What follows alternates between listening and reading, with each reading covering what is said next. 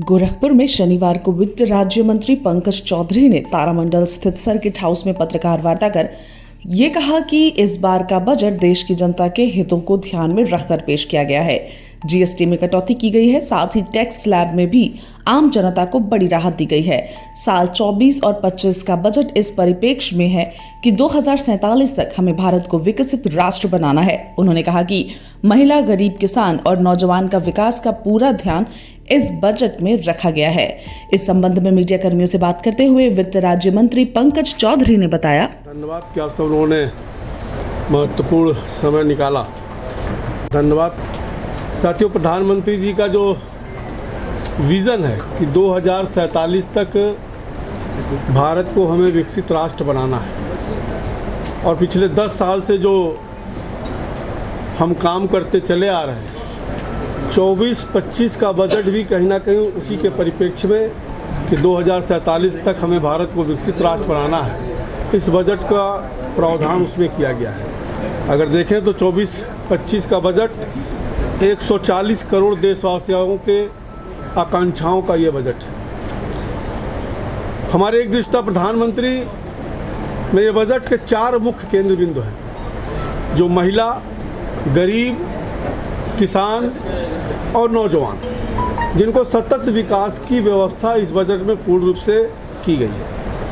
इस बजट का विज़न जो है कि 2047 में हमें विकसित राष्ट्र बनाना है, उसके जहाँ तक यूपी का सवाल है या जो आप लोग बिहार और आंध्रा की बात विपक्ष कर रहा है, अगर मैं कहूँ कि अभी यूपी बिहार का विषय विपक्ष उठा रहा है, लेकिन अगर आप देखें तो ये बजट जो रोड और यातायात में करीब 2.8 लाख करोड़ का बजट है, पूरे देश के लिए है।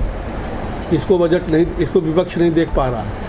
जो रेल पे 2.55 लाख करोड़ का बजट है, जो कि पूरे देश के लिए है, उसमें यूपी भी सम्मिलित है। ग्रामीण विकास के लिए 2.65 लाख का बजट है, जिसमें पूरा देश सम्मिलित है। कृषि बजट 1.52 लाख करोड़ का है, पूरे देश के लिए बजट है।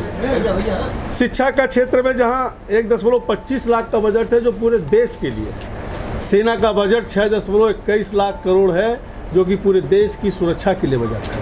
और अगर बात केवल हम जिक्र करने का करें तो अगर हम कहें कि 2 प्रदेश का बात हुआ है, अभी तमिलनाडु का बजट पेश हुआ है। तमिलनाडु में 38 ज़िले हैं, जिसमें तमिलनाडु के वित्त मंत्री ने 27 जिलों का नाम नहीं लिया, तो क्या माना जाए केवल 8-10 जिलों के लिए बजट था। अगर आप देखें तो 76,000 करोड़ की लागत से इसी बजट में प्रावधान है कि महाराष्ट्र में पोर्ट बधावन पोर्ट की स्वीकृति गई है, जिसमें 76,000 करोड़ रुपया का बजट इस्टीमेट किया गया है और महाराष्ट्र का नाम तो नहीं लिया गया है। जहाँ तक उत्तर प्रदेश का सवाल है, निश्चित तौर से अगर आप देखें तो अभी बिहार की जो बात हो रही है कि अगर टोटल जो हुआ है उसमें 58,000 करोड़ है। मैं एक उदाहरण दिया कि महाराष्ट्र में 76,000 करोड़ का पोर्ट बन रहा है, लेकिन बजट के विश्लेषण में नाम उसका तो नहीं लिया गया।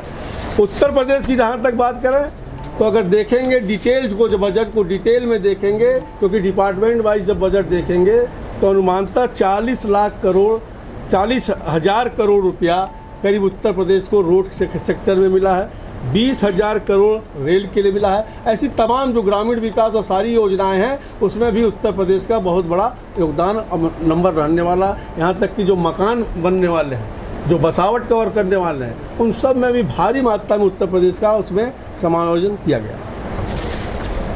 अच्छा, संजय सिंह ने कहा कि जेल में ध्यान है मुझे कि जिस समय मैं वित्त मंत्रालय पिछली सरकार में ज्वाइन किया था, उस समय एक बहुत बड़ी समस्या थी, अभी भी थोड़ी है, और लगातार उस पर हम लोग ध्यान दे रहे हैं कि उसको जल्द से जल्द हम लोग ठीक करने का काम करें। कुछ ऐसा ग्रेस पीरियड देंगे क्या कि अगर 1 हफ्ते तक आपका एग्जाम करता है तो टैक्स ये आपको ऐसा तमाम प्रतिवेदन आज हमको मिला है, एग्जामिन करके उस पर निर्णय लिया जाएगा। मुद्रास्फीति के दर बड़े साइलेंटली तरीके से हमारे फाइनेंस मिनिस्टर ने जो मीडियम क्लास के इन्वेस्टर्स हैं उनके ऊपर बजट लगा दिया है कि आपने आज हम 50 रुपये का ये कागज़ खरीदते हैं, कल अगर हम 25 इसको 100 रुपये बेचते हैं तो उसके बाद से हमको 12.5% अतिरिक्त टैक्स नहीं, उस पर अतिरिक्त टैक्स नहीं था। पहले उस पर था कि उस पर 20% टैक्स कहाँ गया भाई? वो आप जो जीएसटी की बात कर रहे हैं आप? अतिरिक्त बजट में जो है वो अरे कैपिटल गेन की बात कर रहे हैं ना आप। जो पहले की 20% लगता था, महंगाई को जोड़ करके उस पर 20% का टैक्स और महंगाई का दर घटाकर उस पर 20% टैक्स लगता था, उसको हम लोग घटा करके फ्लैट 12.5% कर दिया गया, ताकि किसी को इसमें एक सरलीकरण करने का काम किया। पहले 20% लगता था।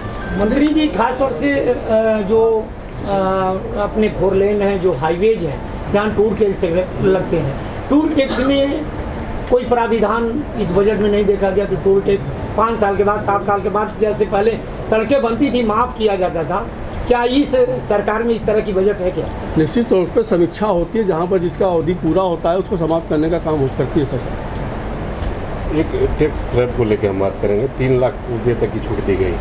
3 लाख एक आम परिवार चलाने के लिए बहुत कम, अगर उससे ज़्यादा कोई करे तो 5% का उसमें आप लोग 3 लाख पे तो ये कहाँ तक उचित है न्याय संगत? 3 लाख पे तो पिछली बार भी 0 टैक्स था, इस बार भी 0 टैक्स है।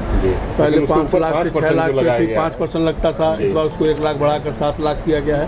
ऐसे सारे स्लैब में कहीं ना कहीं इस बार थोड़ी बढ़ोतरी की गई है, ताकि आम लोगों को राहत मिले। कम से कम इसको 5 लाख तक तो होना ही चाहिए था। निश्चित तौर से आपका मांग ठीक है, विचार उस पर भी किया जाएगा। होता है, आप भी जान रहे हैं। कोई अगर 30,000 रुपये पा रहा है, उस पर 5% टैक्स देगा तो बचेगा क्या उससे?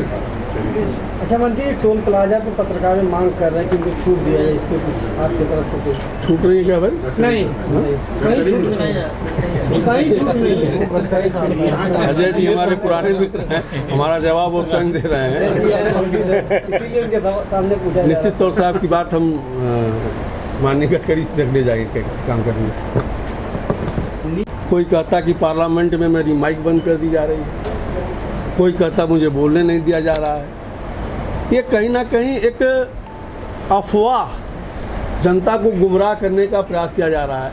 और कहीं ना कहीं नीति आयोग के बैठक में सभी मुख्यमंत्री बैठते हैं, सभी अपनी बात रखने का उनका अधिकार होता है, लेकिन अब आपका मन ना पड़े तो आप बोल लो कि मुझे बैठने नहीं दिया जा रहा है, तो ये बड़ा गलत विषय है। नहीं, वो खिलौती बनती थी विपक्ष की जो बैठी थी आज, उन्होंने बोला कि 5 मिनट बोलने दिया गया, मेरा माइक बंद कर दिया गया, वो छोटी चली गई। अब भाई उनका कहने का मैं उस मीटिंग में तो था नहीं, निश्चित तौर से, इसलिए मैं बहुत स्पष्ट नहीं बोल सकता हूँ, लेकिन ऐसा मुझे विश्वास है कि ऐसा कतई नहीं हुआ होगा।